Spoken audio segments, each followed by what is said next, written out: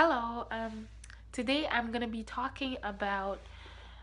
answering the question, how can language empower us to understand, question, and change the world? Um, Language is a way to communicate. It could be by speaking, which involves speaking verbally or physically, or by writing.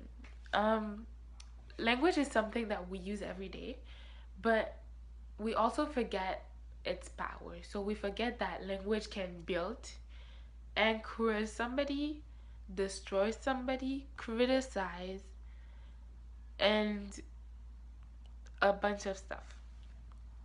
Um, a famous man once said, it's a quote that I really love.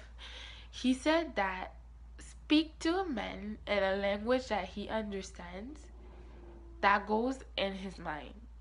But if you talk to him in his language, that goes in his heart. Now, to answer the question that I asked in the beginning, how can language empower us to understand, question, and change the world?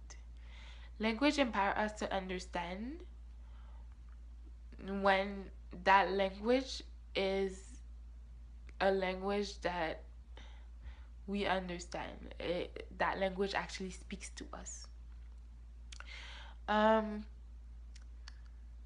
and also, it makes us question ourselves if what is being said um, makes us wonder about the way we think, the way we view things. Um, Also, it empowers us to change the world because um, when we understand what is being said, we also question ourselves. So we change our way of viewing things, how we think. That also pushes us to take action, and that's how we change the world. So for the first part, language helps us to understand. Um, Language can empower us if we actually understand what is actually being said, and it doesn't only stay in our minds, but it only speaks to us. So it speaks to our heart. There's different way of communicating. There is by speaking to a person. There is by writing. There is art. Nowadays, people use a lot of those to pass their message, to pass their opinion.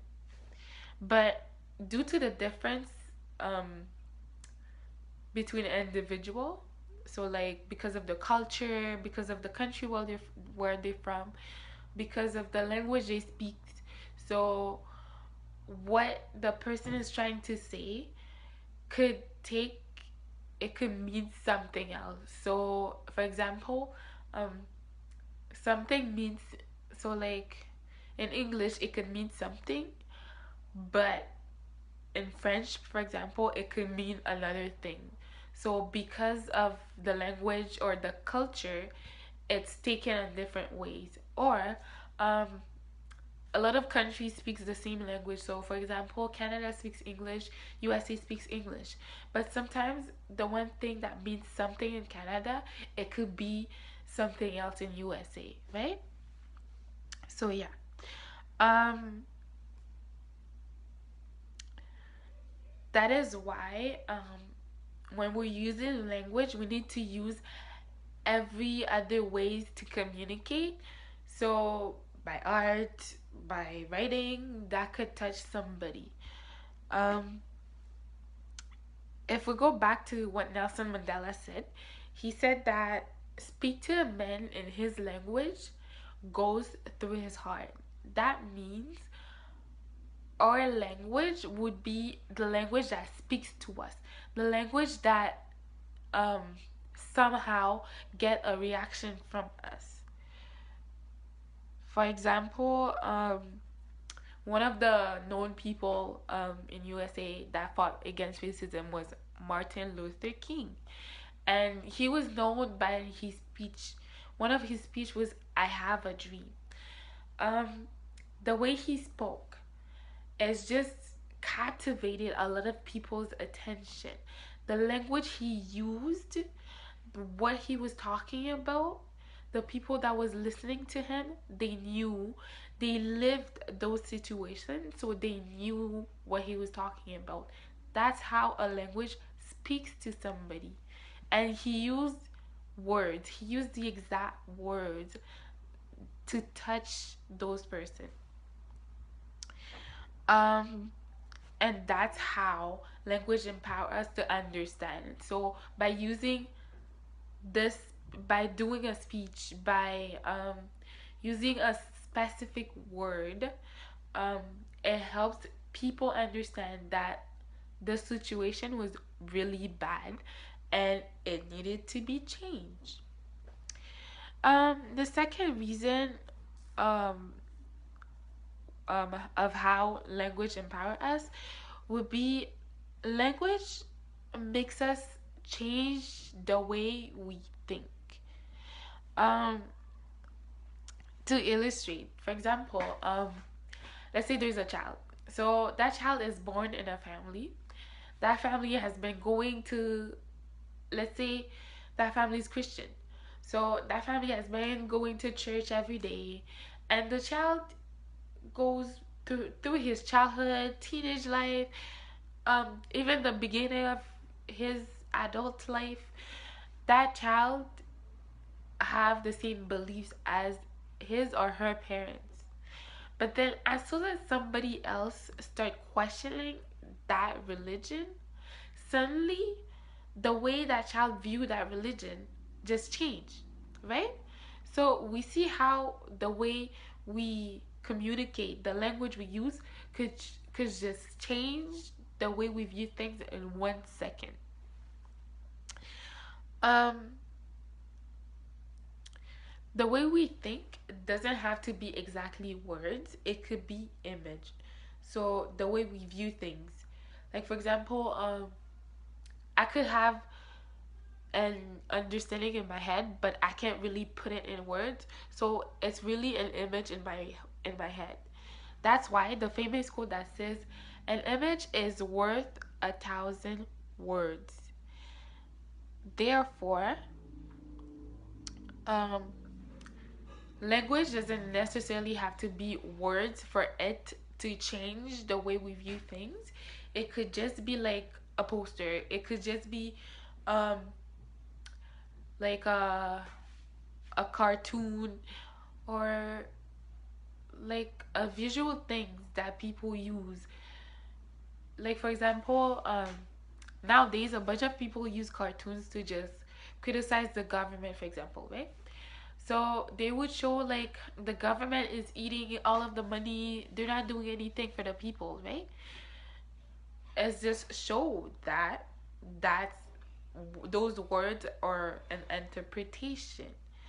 And that cartoon show really what the artist sees, what the artist is, instead of just writing like an essay of explaining, of criticizing a government, just a simple image.